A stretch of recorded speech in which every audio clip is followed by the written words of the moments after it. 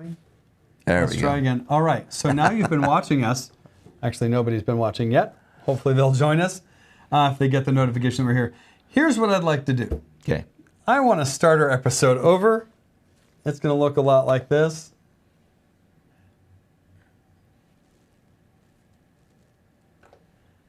Good morning, Larry, and professional photographers of Idaho. This is a recovered stream, so hopefully we get some folks that join us. If not, it's going to be here available for replay. Right. So we'll come through and we're going to talk about Big City Freeway today. But before we get to that, I want to just talk about a couple of our announcements, and we're already quarter after the hour, so let's blast through those. Okay. All right. So coming back to this announcement is our save the date for convention. Right. 7th through the 10th of April. Of April, and please write that down. Those dates. The date is solid. We'll have more particulars coming up on that, but 7th through the 10th, April 22. Good stuff. And now I'm going to transition to something that's happening today, and they're seeing this on screen right now. So first Friday of the month, we have our PPI lunch, and we always... And you sat down and you're like, oh, crap, is that today? Yeah, exactly. Well, we were talking earlier about how fast things are going, and it's going quickly. So very compressed time frame. It is now the first Friday of the month, so and we're going to have lunch. Idaho Pizza Company at 1 o'clock, no host. Wander in, grab your pizza, salad, whatever, go find a seat, and enjoy lunch with the rest of us. And this is the Idaho Pizza on Fairview here in Meridian. Yep. That's a great spot. It's an easy lunch. It's inexpensive. It's a great way. Bring a friend, bring your spouse, bring somebody, whatever, and just enjoy a little bit of social time with peers that do what you do, right? Yep. All right, so that's that announcement. So really moving through this. I'm excited about this. You you mentioned how late it is in the year, that we're already into the second week of November. Is that right? Pretty close. It's the 5th, right? On Sunday, yeah. Yeah, so that's nuts. Yeah. But day after Thanksgiving, I'm going to have a sit-down chat with Jen Alvey right here in the studio, and we're going to talk about this tip of the arrow. And this topic is taken from something she said to me months ago. We were having a conversation about being known for what you do. And she says, yeah, and that's just the tip of my arrow. She goes, everything else that I do is the rest of the arrow, is the wake of the arrow. So I went, oh, it's going to be a great conversation. And so day after Thanksgiving, Jen and I are going to sit here in the studio and have a conversation about tip of the arrow, what you're known for, and all of the other things that you do that come behind that to support it. And pardon my interruption, but we just had a couple of people say, I don't think you're actually broadcasting. We are, but I just put it out there. We are. Yeah, it's there. It's there. You just got to go find it. And it'll say Big City Freeway New. Yeah. And that's where our stream is. They won't know that until they find us. Right. We haven't had a hard failure like that in months. No. And this was a weird one too. It was potentially software related, potentially YouTube. I actually reset the switcher. Yeah. And that fixed it. But resetting the switcher means I have to do a whole lot of other things. When you reset the switcher, you lose everything. So yeah. So the audio has compression and limiters and noise gates and other things on it that I have to tell it to do that. Bringing the graphics back in, yada yada. So here we are. Yep. We're here. That was crazy. Yeah. And then so those are our announcements. Tip of the arrow coming up. That is the 26th. Yep. Join us for lunch today. They'll have to find us on the stream. And then a couple more announcements next Friday and the Friday after that. Yep. Bob and I will not be on. I've asked Sam Marvin to take the next 2 Fridays for the live, and he has a little bit different format. Right. I haven't yet shared with him what I have in mind for his conversations, but I love that he's just, it's a different way of doing it, and it just adds a little bit of variety to the channel. Yep. So that's exciting. He has committed to doing next Friday, and then he's got to move some stuff following, I think it's the 19th. Yep. The next 2 Fridays are going to be covered by Sam Marvin, hopefully, and then I'll be back with Jen for day after Thanksgiving. I'm going to be like, oh, I'm so full, because I eat turkey for days. I'm gonna be at home watching football with one eye and you guys with another. So. That'll work too. All right, so with that, let's come into this. Our conversation today is Big City Freeway, and the inspiration for this came to me while I was traveling out of state. I was in a larger city than where we live, and probably not the largest city on the planet, but I was rolling through Salt Lake, and with all the factories and the lights, we arrived in town. I was towing a travel trailer, and we arrived in town at night, and there's all the plants and the factories out there, and lots of road construction where the road, like the lanes you're traveling in, just split, and one lane goes around barriers into the oncoming traffic side of the freeway, and the other two move anyway. I realized then that what I was experiencing was I hadn't driven this before, and it was confusing. Would have been nice to understand how their road system works. It's different, right? It's different than where we are. And I've driven big cities. I've driven Chicago and LA, and it's always an experience. But what I realized is that's probably the same feeling that a client gets coming into the photography experience. Mm-hmm. Yeah, absolutely. So there's a point there where I think that can become a disconnect. Oh, absolutely. So 2 weeks ago, we talked about how complexity in your pricing can kill a sale. Right. It was Complexity Kills Sales. And that's a great episode. You can pop over and take a look. Laquita found us. Good to see you're back. Happy Friday. Happy Friday! Technology. Thanks. Laquita, I'm glad you're here. And I just found somebody, I just connected with somebody in the business community who knows you. We'll talk about that. Maybe you won't be at lunch today because you work during the day.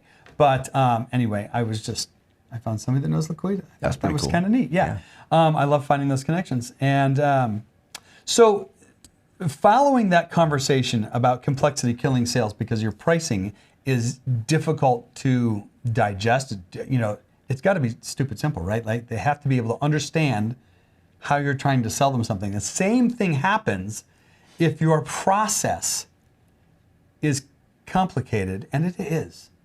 If you're ingesting a client and trying to do something that they're not familiar with, the way that you do it. And I would say that that's most of your clients. Most of your clients have no idea. That's how come, a lot of photographers put it out on their blog pages, what to wear for a shoot or whatever. Yeah. It takes some of that complexity away because literally people don't have any clue. I mean, and they don't have any clue how to pose. They're scared to death of the camera. There's a million things that. Well, that scared of the camera thing is very real. Yeah. They get a little bit of that paralysis that comes with stepping in front of the camera, and then you get that smile. And how many of you? And that's what he's referring to as the non-relax zone, is what I call it. It's a fake thing. It is the fake expression zone. And a lot of people try to overcome that by telling jokes or whatever, just to get them to relax and smile and laugh naturally. But of course, then you got to do all this with a straight back and get your shoulders just right. And So complexity you're literally running them around in circles, and that's the whole deal with the big city freeway. Yeah. So, and there's caution signs, and there's flashing lights, and I'm like, wow, that sounds a lot like my studio experience, right? Yeah. One of the things that I appreciate now is when I'm marketing, which I do through networking, when there's people in the room who've had my experience. That's beautiful. It's really good because I can say, oh, well, Kevin has been through this process, or Tracy's been through this process, and they're prominent in the room, and people are like, oh, well, if they can do it, I can do it, right? Mm-hmm. So you start to build a little bit of familiarity. In my last studio, I had hundreds of pictures of people that I had photographed up on my walls, and maybe not hundreds, 100 or so, and 11 by 14s, and people resonated when they would walk into my room and be like, oh, you did so-and-so. Yeah. I'm like, well, I know so-and-so. And validation from them knowing somebody that has been through the experience. Well, there's two things on that. The first one is if you're even if you're chatting with a potential client someplace and you have a previous client with you, that's like a sale. It really is, because that client is able to sell that session for you. Right. without you even without me having to do the hard sale, right? And then the second thing is that client says, I did this. It's not a big deal. Yeah, so, or when they say, "Oh, that was a lot of fun. We had a great time." Yeah. One of the things that I do is I always keep one or two of the non-usable hee-haw pictures, right? The laughing pictures, and I'll share that with the client sometime down the road. I'll just text it to them, like, "Oh, I was going through some files and I ran across this," and it kicks that emotion back into it. I guess that could be a whole nother conversation about the emotional side of this whole process, but. Well, and it may potentially end up being a sale too. Yeah. So, yeah. So the complexity, there's a lot of different places where I think this complexity could kick in. It starts with the hi, how are you? It starts with the communication for sure. Yeah. So that was the first thing that I was going to pin to here is that I'm a verbose dude. Really? I like to explain to my client what they're going to experience, but I have found that I can't do that early on. The explanations, they're still trying to get their head wrapped around maybe the money or finding the time. And one thing that I do, I'm courting a client right now that's an office of 60 people. I want this account, right? This has five digits in it, and I love that. They are having a meeting of their leadership to discuss when they think they could get all 60 people there to do that. And I said, here's a tool. Here's a link to my schedule. And she emailed me back with a big thanks. Like, wow, thanks for sending me a link to your schedule that I can look at your schedule while we're having this conversation. Because for them to gather their leadership is a feat.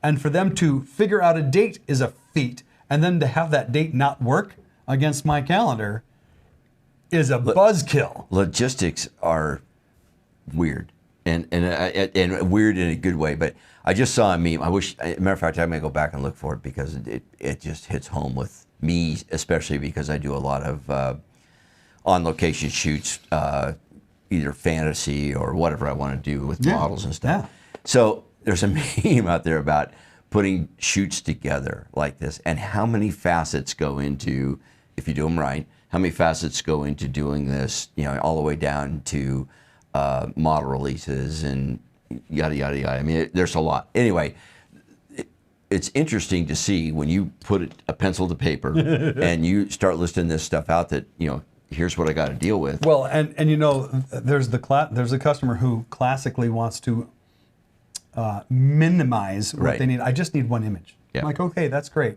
I just want to go out. I just want to go out and have a couple of shots taken. I just need a few shots. Yeah. I just need basic one. Yeah. And you show up. And you show up with your suitcases and your light stands and your crap and everything. Which we do. Yeah, but about 30 minutes later, you finally got them all unzipped and stuff out. And 30 minutes is pretty good that's if you practice at it. And they're trying to. But I just wanted a picture. Well. This is what it takes to do that. This is what it takes to craft that, right? Let me introduce you to professional photography. Yeah. I wonder if Bob Quick's going to be at lunch today. I hope so. Yeah, that'd be cool. Yeah. Jen's going to be at lunch early today because she has to leave by 1:30. So, and I'll probably arrive there about 12:45. I'm going to go from this to setting up for a portrait session that's next, and then blast over to lunch and have lunch and come back, right? Which that's even complex right there, right? Just getting people together to eat food and have conversation is a little complicated. So communication-wise, and this is the absurdity of the time that we live in right now. Facebook. Yeah. I'm meeting with a client on Tuesday, a prospective client. They haven't booked any money in yet. They have a fairly large commercial project on top of the fairly large commercial project I'm working on right now. But that was from Facebook. This person is somebody I'm acquainted with.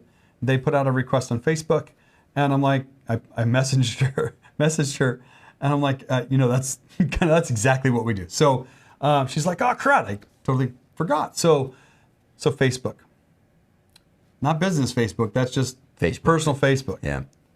Business Facebook, which I don't find all that seamless to work with. No. And then Instagram, we're starting to see some DM traffic through Instagram. Which is hooked onto Facebook. Right, but Yeah.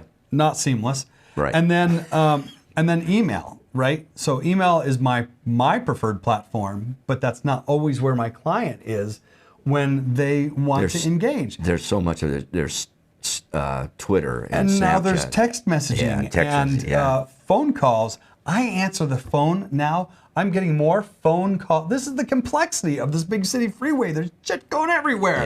Yeah. Right? And then I feel like that. I feel like stuff is going everywhere.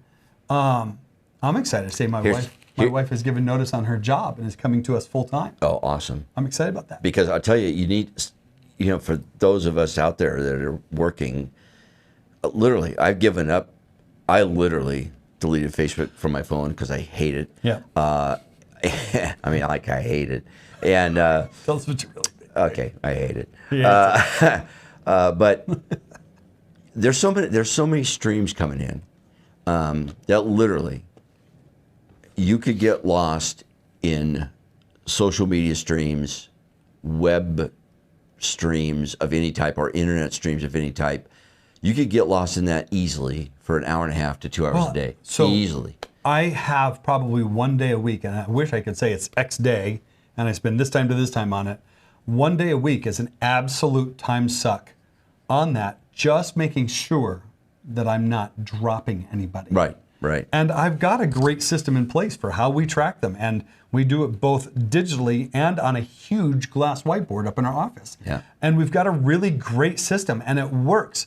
But I still find that there's so many paths coming in. You still have to have, somebody has to manage that. Right. So so that's where your right wife's going to come in, I hope. Part of that, but I actually think that because she's going to be doing, anyway, that's a whole nother thing, right? So that's just the beginning, how you communicate with the client.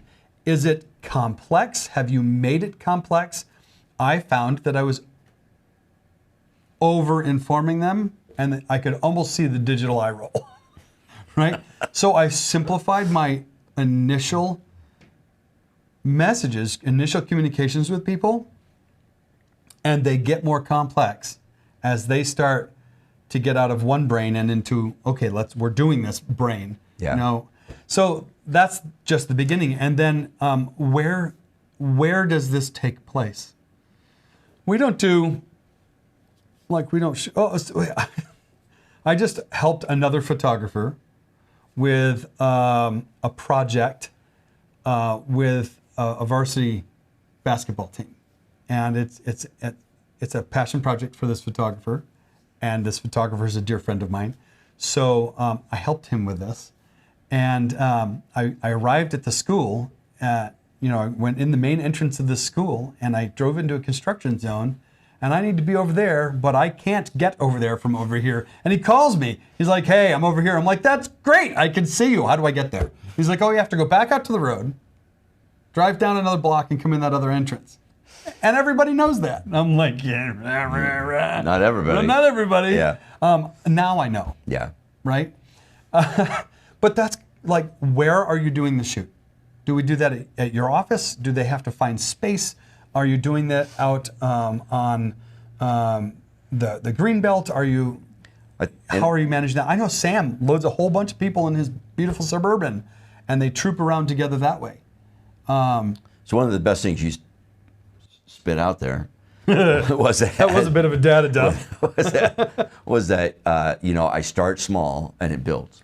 And what a great thing, right? Because, and especially if you're doing it with email, which also is my preferred mode of transportation here, because it's in writing, folks. So there's a documented story going on here.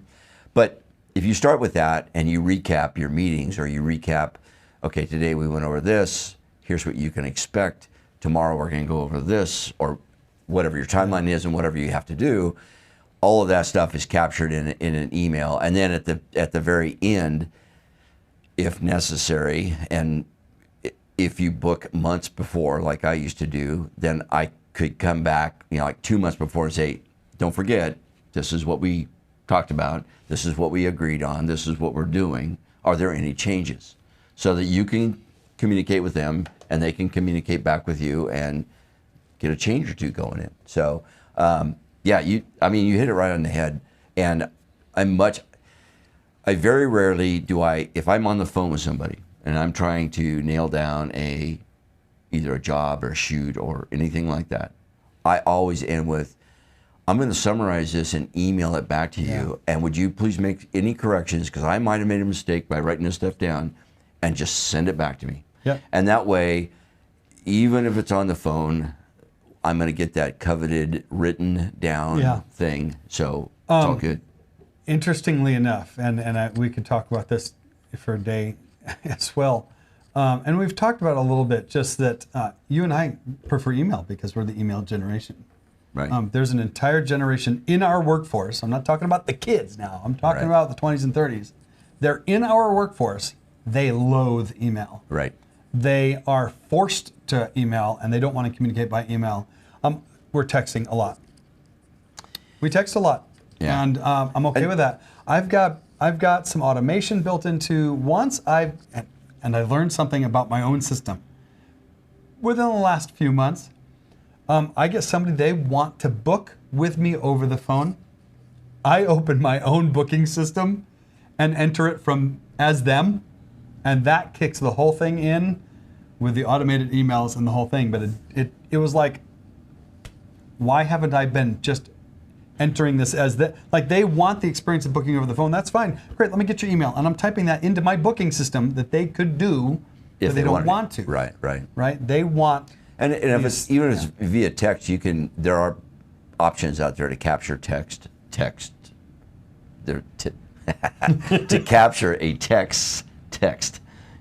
So you can put those. Larry's tongue-tied. Yeah, well, that's hard to say, but anyway, there are options out there to do that, and I'm not talking about screen captures. I'm talking about actual options where you can actually get the text on your computer and suck it off of there and put it in your workflow. So that, again, it's all. That sounds interesting.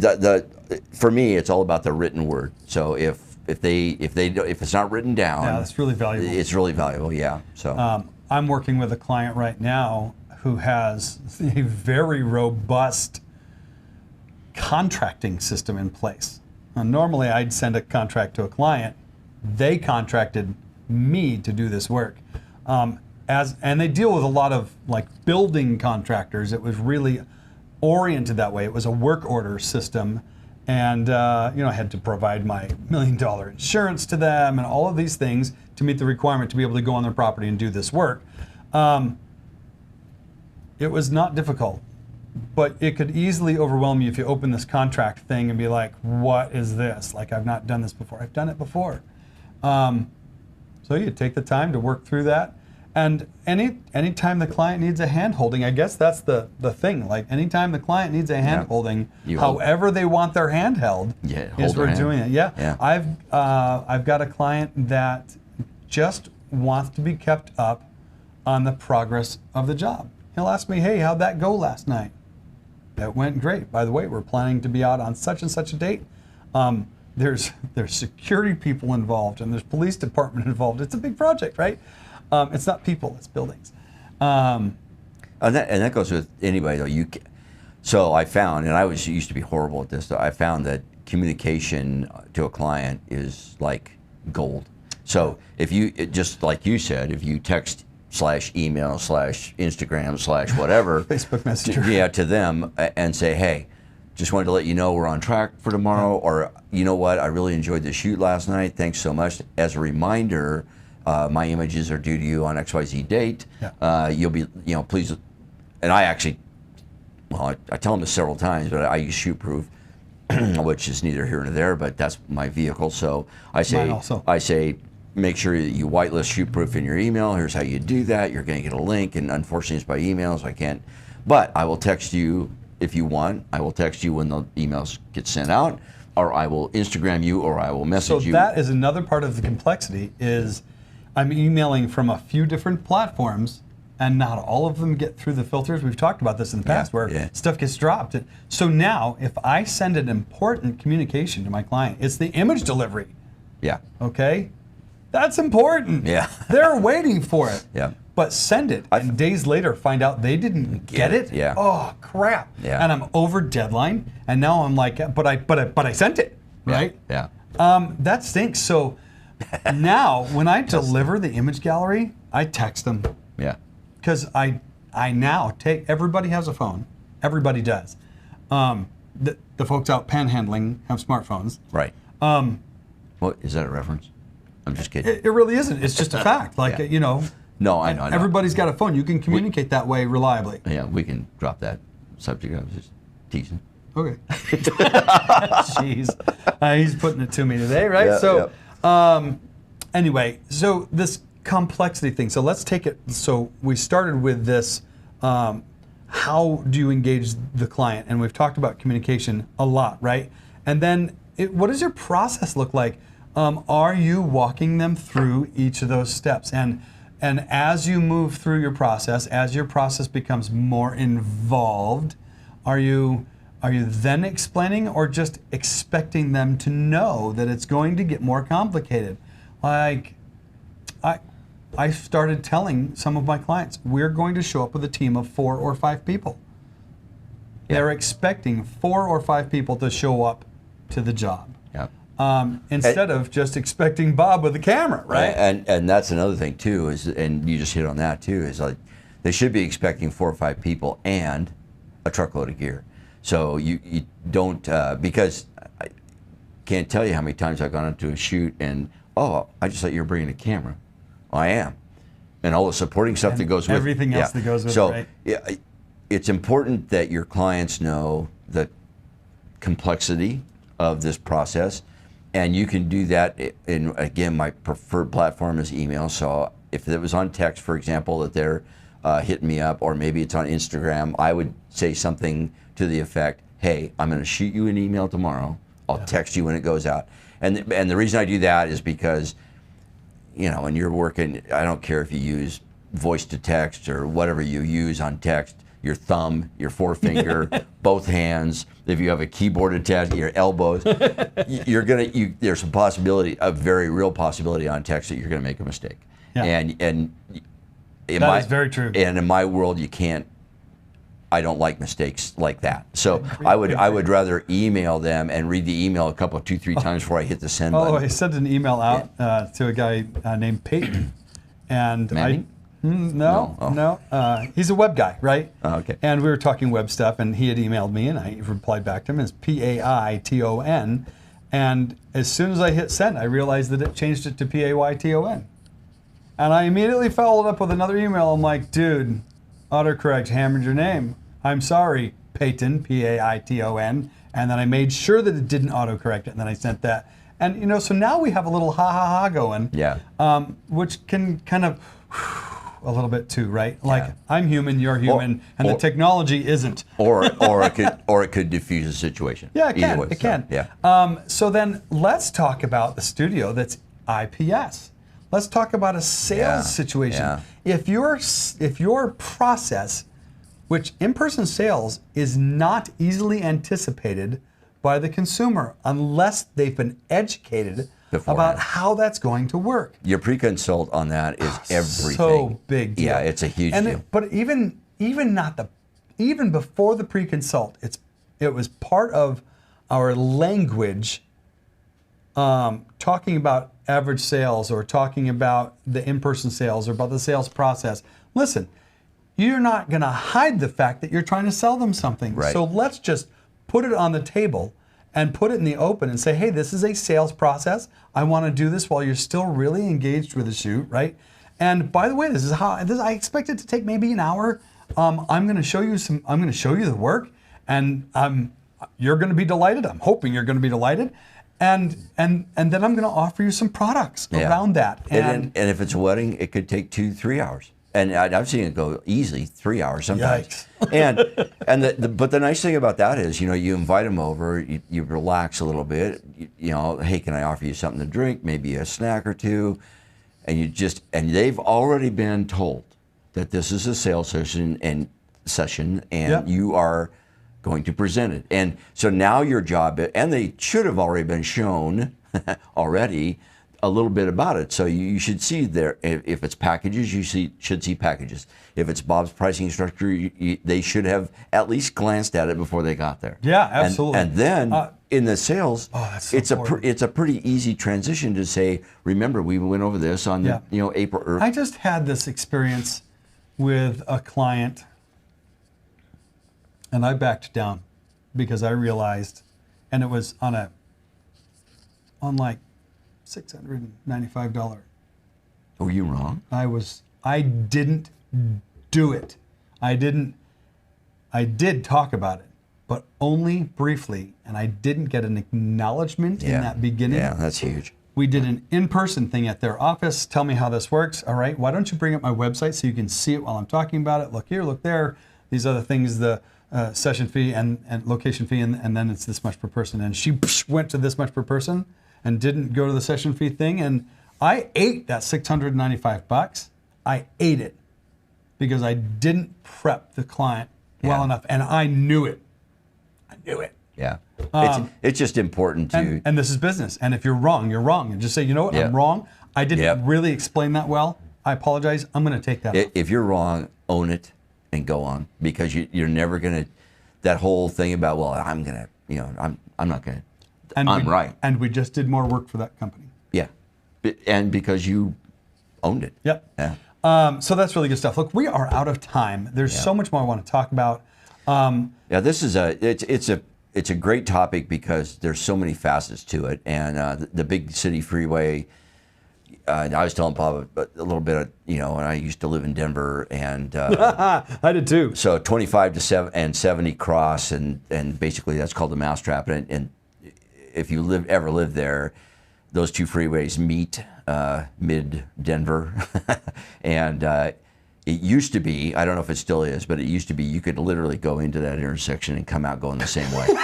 So, and I'm not kidding you could do that, and it's huge. And I found out after I'd lived there for a while that the reason why that is because that's obviously not the way they design interstates, but that was there as two roads at one point in time. Oh, okay. And then it was grandfathered into the interstate freeway system at some point in time, and all that stuff just stayed right there because what are they going to do? Rebuild it? No. Right. So anyway, it's there's always something, right? When you go into a situation and you come out going the same way that you went in, that means that they don't know anything, right? No. I mean, they're all you're doing is running them around in a big circle, and then out they go, and you think they got it, and they got nothing.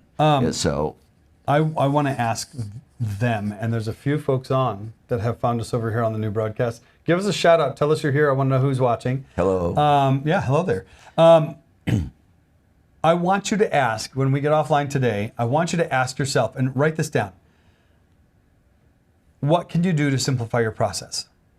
Yeah. And one of the things that I have found very helpful is talking to peers in my industry about their process. Like, how do you do this? Okay, that's how I'm doing it. That's validation. And maybe they're doing it in a way that I'm like, I hadn't thought of that. I hadn't thought of telling them my payment methods up front. We take checks and cash and credit cards and chickens and eggs. Whatever. What does that look like, right? I'll take Bitcoin. I did work this year for a brisket. See? Yeah. And it was awesome. It was awesome. Right? Yeah. So that's the question. How can you simplify your process? How can you simplify your customer experience without shortchanging your customer experience? So that's my question for you folks, and I hope. Well, I have one. Kim Minter's here. Hi, Kim. She says, "Hey guys, Kim, are you going to join us for lunch?" I hope so. So I have a question for him too. Oh, write this down. So, as you go through your sales or your experience, your procedure, write down behind each item, whatever that is, where that leads to. Ooh, and like a flow chart? Yeah. And at the end of your procedure, it should say, customer knows everything that I know, pretty close to it. Brilliant. So do that. That's brilliant. But I bet Sam's got a customer flow chart. I bet he does too. I bet he does, because he's put a lot of effort into the customer experience. What were you going to say? Well, probably wasn't important. Are you having salad or pizza today? Both. Yeah, me too.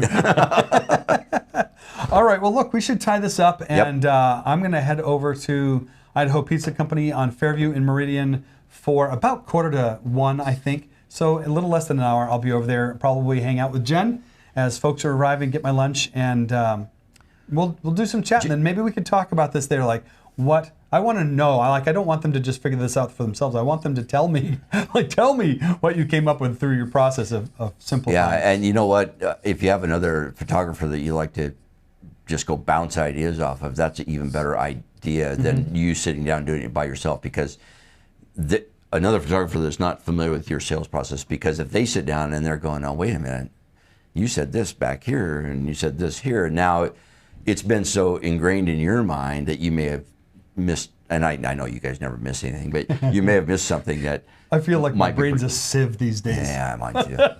Just because there's so much coming from so many different directions. I think that's a whole nother topic for another day. The sieve brain. The sieve brain, right? And how things are coming at us from all the different directions. Should have done that around Halloween. Sieve brain. I'm not even going to go there. Okay. All right, look, I'll see you at Idaho Pizza Company this afternoon. I think Larry's going to show up. I think so. We're going to eat and talk and have a little fun. Yep. And then Sam will be with you the next 2 weeks. And then Jen and I are back on the 26th. And I'll see you guys in December. Yeah, I'm gonna. I'm gonna throw this up just real quick. Come on, baby, tip the arrow. Number 4. Just throwing that out there again. This is I'm hoping, because it's kind of a holiday weekend there, that we're gonna have more folks joining us for some sit-down conversation, just like we are. This is a new format for us, and I'm really digging just sitting down talking to you about it. And then the last thing, you know what? If you are not a PPI member, now is a great time to join us.